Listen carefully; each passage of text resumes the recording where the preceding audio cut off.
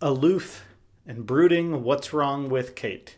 Well, she's not deep in thought as Joe supposes, or at least deep in the thoughts that Joe might guess she's deep in. Instead, she's reflecting on seeing both of her sons, particularly Aaron. She's seen him from afar at church, but now he's in her own chambers.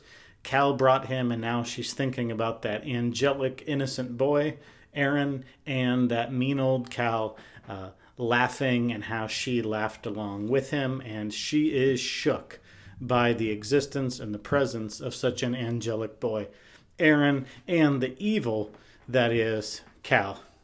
She's also concerned about the pain that she's feeling. It's closing in on her. It's not getting better. The medicine lied to her, and she is hurting all over, and that hurt is coalescing into a great hurt. So she has an emotional hurt from her two sons and a physical hurt.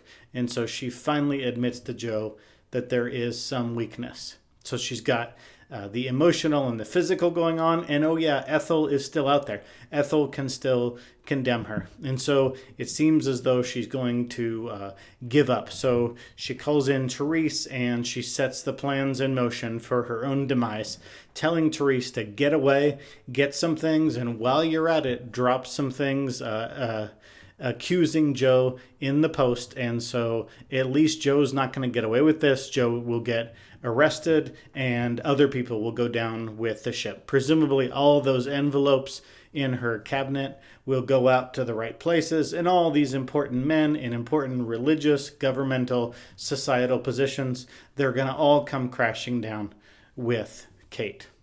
And so Kate is prepared to die, and she summons up the energy to clear out her room for the next 18, 20 hours, and to write that she leaves in her will to Aaron. So what is going on?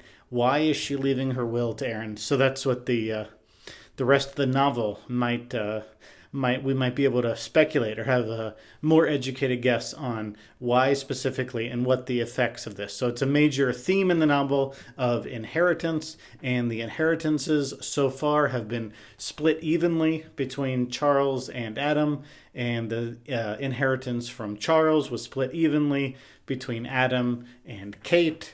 The inheritance slash gift from Cal to Adam is not split at all. It's rejected.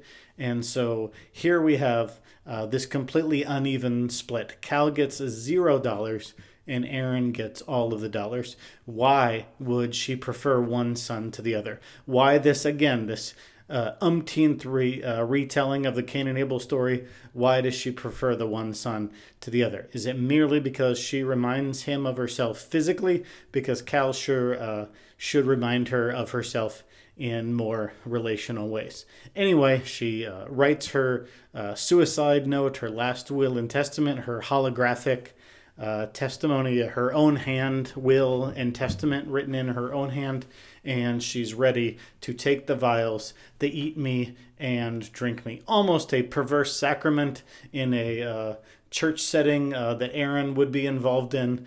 Eat this, drink this, Christ would say to the parishioners. The priest would give the words of institution. And now in a perverse way, Kate is almost giving a Eucharist to herself. Eat this, drink this, eat and drink her own death.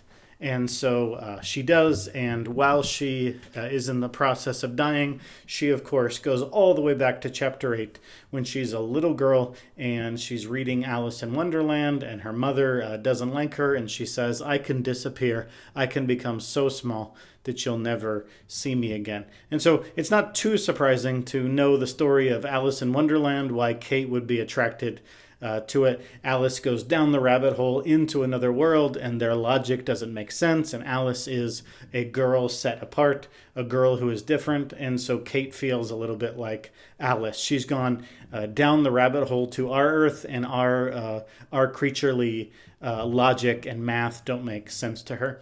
And so that is apparent to her.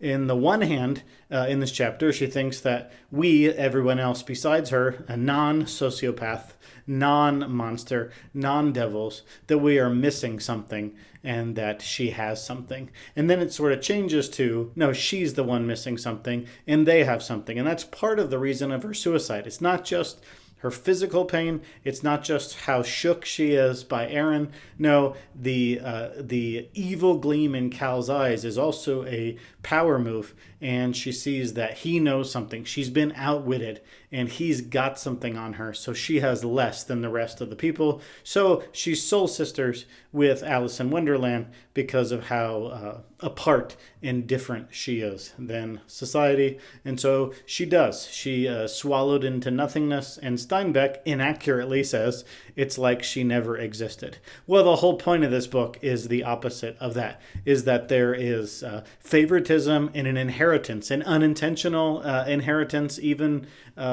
lacking a last will and testament. There's a moral inheritance. There's a DNA. There's a parenting or lack of parenting. And so we don't just disappear to nothingness. We're constantly hearing what lingering effects of things Samuel Hamilton said, of things Cyrus didn't do.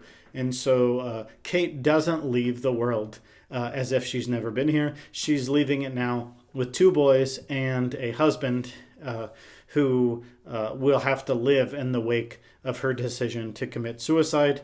And then comes Joe, who tries to rob her. Then he tries to escape, and he can't even escape before he's gunned down. So one of our main characters dies, and Joe dies. And I think what they have in common is both are pretty fitting.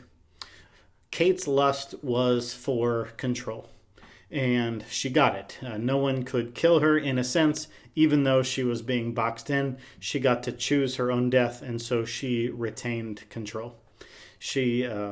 We never knew exactly what she's after. Steinbeck, that's the very first thing he said, is that you could explain evil, some types of evil, if you know what a person wants, but she is entirely inscrutable because we don't know what she wanted. Well, she thought the same thing about her son, Cal, that he was impossible to figure out because she didn't know what he was after.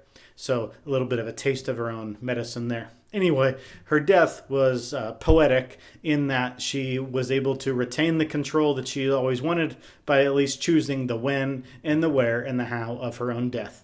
And the same, I think, goes for Joe. The guy who couldn't ever catch a break can't catch a break here. Even stealing the money from a dead prostitute and getting away with it scot-free doesn't work out for Joe.